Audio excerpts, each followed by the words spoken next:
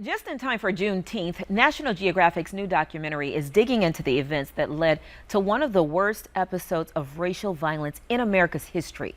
Rise Again, Tulsa in the Red Summer marks the 100th anniversary of and sheds new light on the 1921 massacre in the Greenwood District, an event that still resonates even today. They got word that trouble was coming. The white folks are killing the colored. Barbaric violence was committed against black people across this country. Kerosene was dropped from an airplane. Why did nobody ever teach us this? Because they didn't want you to know.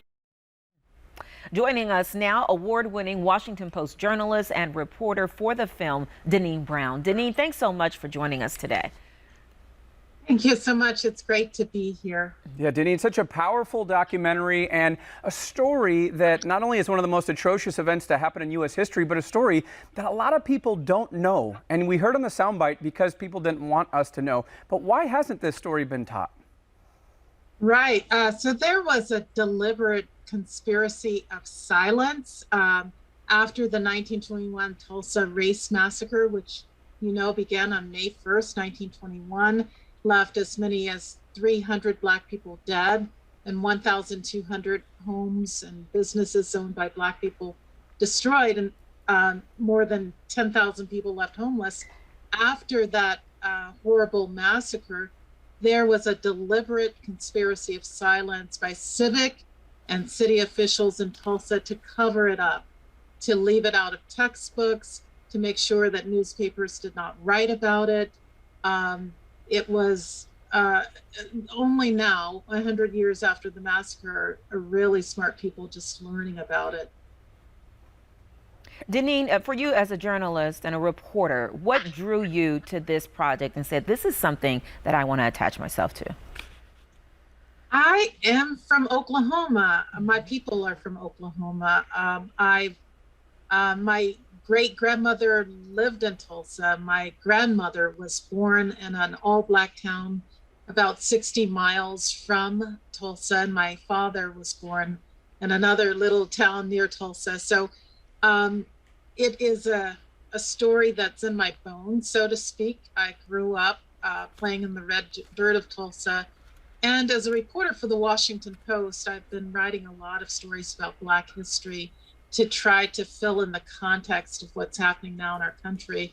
And in 2008, I was visiting my father, and we had lunch on Black Wall Street, and I noticed that this area where this massacre occurred was being developed, was being gentrified, and I thought it was such an profound contradiction, because it was the site of one of the worst massacres in U.S. history.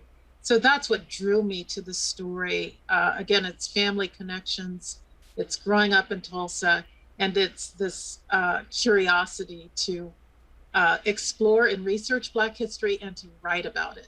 I want to ask you, when you were growing up in Tulsa in elementary school, did they talk about it there? Because I feel like it's not prominent in our history books or lessons. Was it something that was discussed and taught in your school?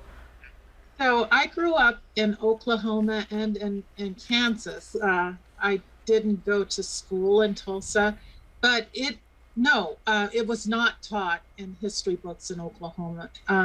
My father, who had spent all of his life in Oklahoma and going to schools in Oklahoma, was never taught about the massacre. It was not included in any of his textbooks.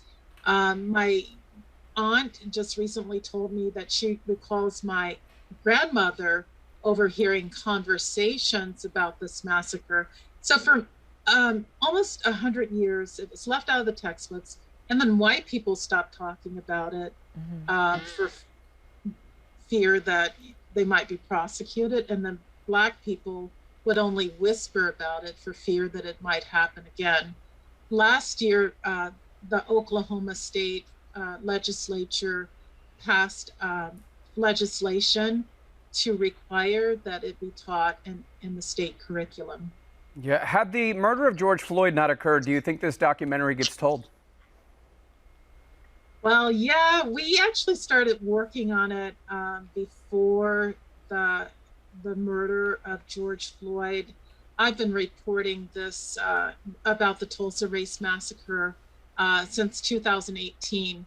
So what happened with the murder of George Floyd, you know that thousands of people poured into the streets here in this country and across the world. So it gave kind of a window, an opportunity for more people to learn about racist history in this country. You know, I was thinking about, even in your answer to Ryan just now, this is not just Black history. This documentary is not just for Black folks to learn about their history. This is something that everybody needs to see. Wouldn't you agree? Absolutely. This is American history. Right. This is part of the American landscape, and it's something that many people don't know about, but people must know about in order to understand what's happening in our country in terms of race relations and the politics of the country. It's all a direct line to this historic massacre that occurred in our country and other massacres that led up to Tulsa. We need to know about it. Right, and we can't change the past, and some people who are not of color say, oh, we can't change it, so let's not talk about it. But it is important to embrace that, and as a journalist for you, it's important, I guess you have a huge obligation to make sure that you get this right.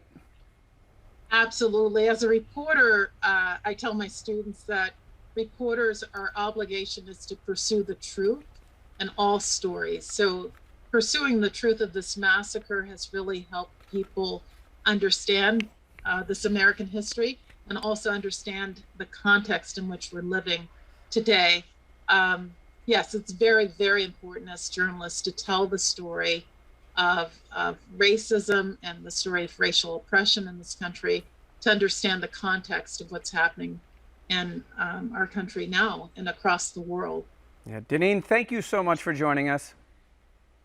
Thank you. It's great to be here. Thank you to your viewers and your listeners. Really great to be here. Yeah, and be sure to catch Rise Again, Tulsa and the Red Summer. It premieres Friday, June 18th on National Geographic. And it'll also be available on Hulu the same day as part of its Juneteenth celebration.